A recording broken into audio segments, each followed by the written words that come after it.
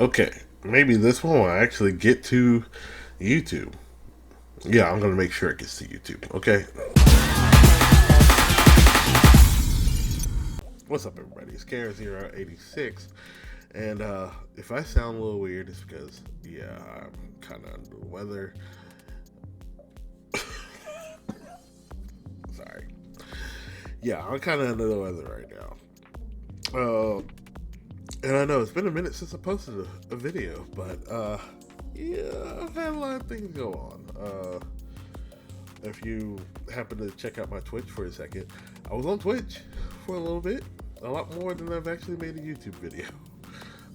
Mainly because I've been trying to think of like something really good to start my more YouTube videos with, and I probably won't actually come up with something good until I actually move, which be at the end of this month, February.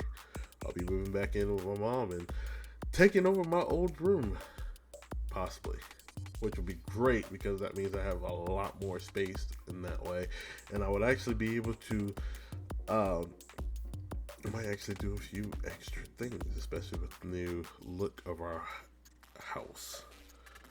Well, you won't see the full house, but you know what I'm talking about. Anywho, but what this video is going to be about is Star Trek. Yeah, Star Trek. As we all know, Section 31 came out, and I personally liked it. I mean, I understand why some people wouldn't. I could see the reasonings behind it. There were a few things that were like a little bit of a real miss for me, but overall, I enjoyed it. Because I do like world building, and as much as I love Gene Roddenberry's vision of the future, you always got to remember one thing. Something always, something, another TV show kind of brought up to me. In order for you to actually have a world full of peace, you're gonna still have to deal with the unsavory ones. You some TV show that did that, where you had the golden ones, and then you had the ones who worked in the shadows. Well, Young Justice kind of pulled that off. The first two seasons kind of had that whole thing going for it. Third season for sure. But with Section 31, I thought that was a good idea, and having Emperor Philip of Georgia play a major role in Section 31, and this is in between.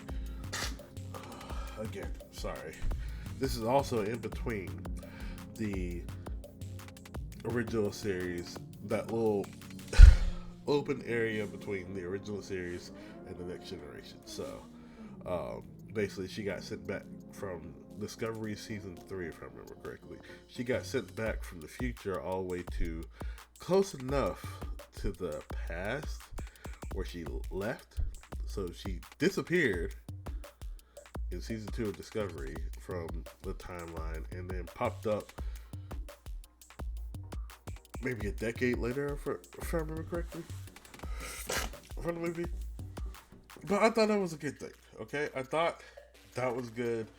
I thought the movie was actually pretty decent. If we could get a second one, I think it would, they could take all the, like,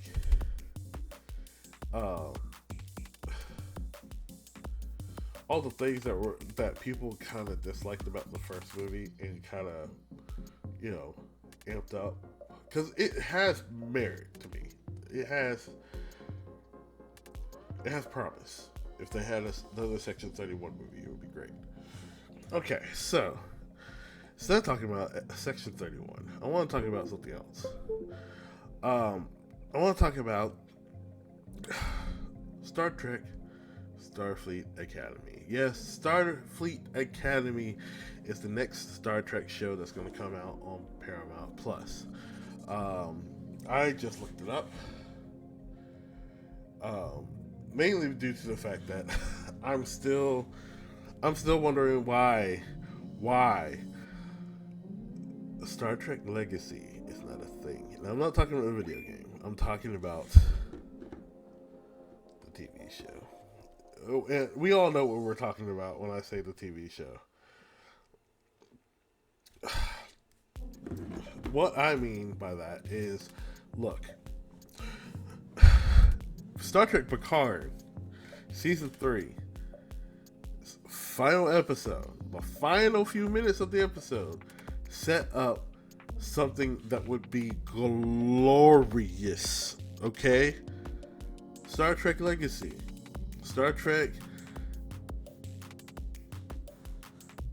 I don't know what to call it, okay? But having 7 to 9 as the captain of the Enterprise G, having Rafi from all 3 seasons of Picard, cool. Jack Crusher, or Jack Picard, whatever you want to call him being in it. A LaForge, and then just having so many other new characters. Some of the characters can come back from that last season of Picard, from the Titan. Oh boy, I'm just saying, we could have something good. However, I decided, like, due to the fact that I was looking up all the different, like, starships of Starfleet, due to a post on Facebook, I all of a sudden went back and watched that final episode of Picard, season 3, and it just made me wish for Star Trek Legacy even more so. Okay, but I decided to go ahead and look at what was in the pipeline, and I saw Starfleet Academy, and even though, me personally, yeah, we kind of do need Starfleet Academy, but at the same time, it's not what the people want, okay? A lot of people, after watching the 3rd season of Picard, were, like, hyped about a potential Star Trek Legacy, like, with the main character, the captain of the new Enterprise, a new Enterprise TV show. A new Star Trek TV show with a new version of the Enterprise being being greenlit. And as much as we still believe, as much as still just a good idea, a really nice idea, and it's still Paramount, y'all are y'all are dropping the freaking ball by not doing that. But still, regardless, Starfleet Academy. It is already. It's about to be done. They're gonna start working on the 2nd season in the middle of this year. But it seems like they finished filming the 1st season, and well, sorry, my nose is stocked up again. I apologize, but. I was looking it up, and it seems like it might actually be good. Okay, it's set in the 32nd century, so basically set in the same time period as Discovery's final seasons, seasons 3, 4, 5, if I remember correctly. And so we got that going on. So it's obviously like like them, rebuilding Starfleet Academy and all that stuff. Basically, I would say it takes place just between seasons 4 and 5 of Star Trek Discovery. Because we got Tig Notaro reprising their role as Jet Reno. And we do have a guest of Barry Wiseman reprising her role as Sylvia Tilly, and Oded Fair reprising his role as Charles Vance, Admiral Charles Vance. But we also got some other notable cast members, guest cast members, and recurring cast members. It seems like we have Holly Hunter as a main cast member as the captain and chancellor of Starfleet Academy. So we got her. Um, we got Robert Picardo reprising his role as the Doctor from Voyager. That's going to be interesting. Uh, yeah, recurring, we have Paul Giamatti, best known for a lot of roles. Um, uh, Most recently for me was him portraying the Rhino in The Amazing Spider-Man 2. But he's been in so many other things. There's that one movie, if I remember correctly. The M. Night Shyamalan's Lady in the Water. Oh, Amber, I'll get right back to you, but give me a second, okay?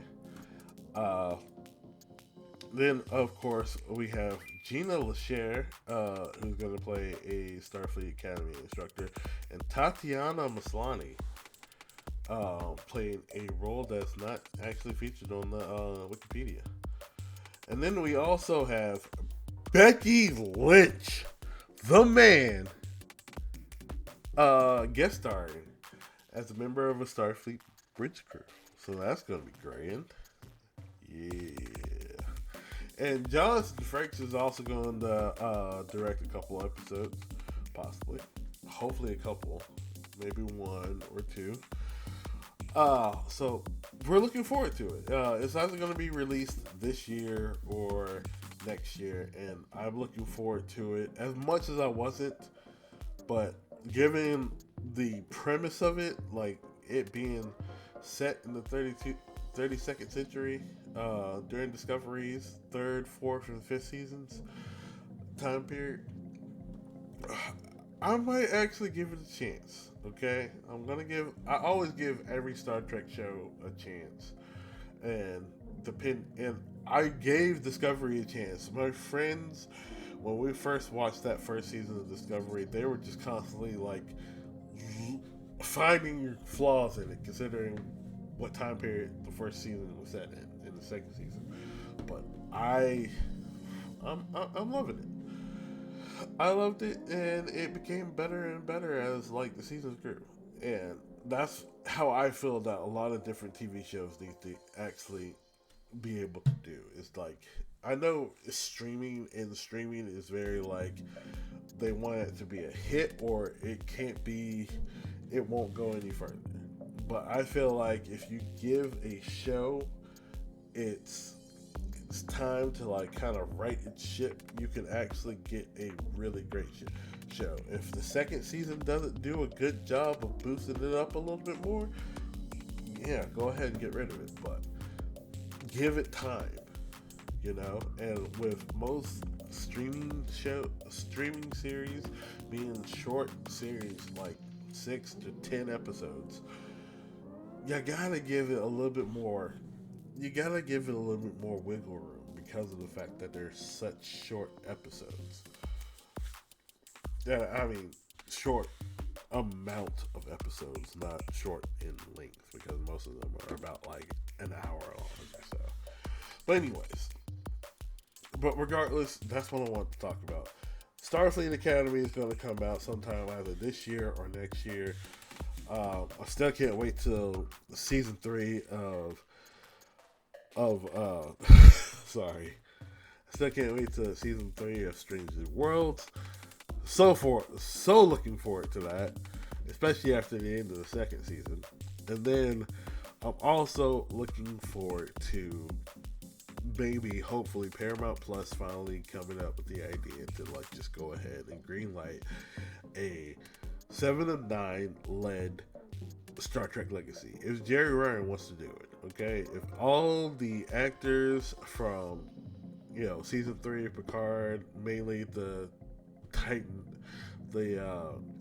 Titan crew members, well, now Enterprise G crew members, want to do it again, especially Sydney, especially Sydney LaForge herself, Ashley Sharp, Chestnut, and heck, maybe they might actually bring in uh,